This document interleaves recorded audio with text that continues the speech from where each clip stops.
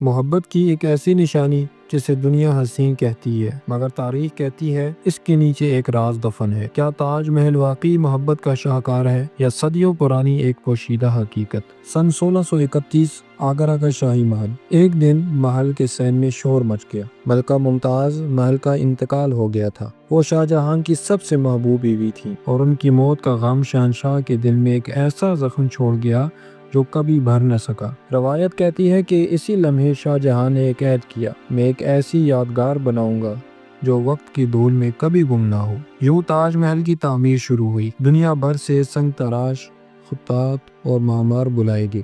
یمن کا سنگ مرمر، ایران کے جواہرات، چین کے نیلم اور ترکی کے سنگتری سب اس ایک عمارت کے لیے لائے گئے۔ 22 سال تک دن رات کام جاری رہا۔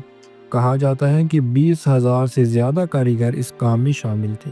مگر کہانی یہی ختم نہیں ہوتی۔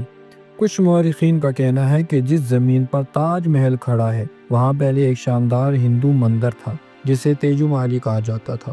ان کے مطابق شاہ جہاں نے اس عمارت کو منہدم کر کے اس کی بنیاد پر اپنی محبت کی یادگار تعمیر کی۔ یہ دعویٰ آج بھی ایک تنازع ہے اور دونوں ممالک میں اس پر لمبی بحث چلتی رہی ہے۔ پھر ایک مشہور افسانہ ہے، جب تعمیر مکمل ہوئی تو شاہ جہاں نے حکم دیا کہ تمام کاریگروں کے ہاتھ کاٹ دیے جائیں تاکہ دنیا میں دوبارہ ایسا شاہکار نہ بن سکے۔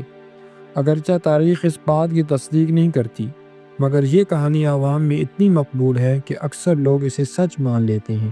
تاج محل صرف سنگ مرمر کا ایک مقبرہ نہیں، یہ محبت کی ایک علامت ہے، طاقت کی ایک نشانی اور ایک ایسا راز جس پر آج بھی تحقیق جاری ہے۔ شاید یہ محبت کا سب سے حسین تحفہ ہے یا شاید تاریخ کا سب سے شاندار اور پراسرار راز۔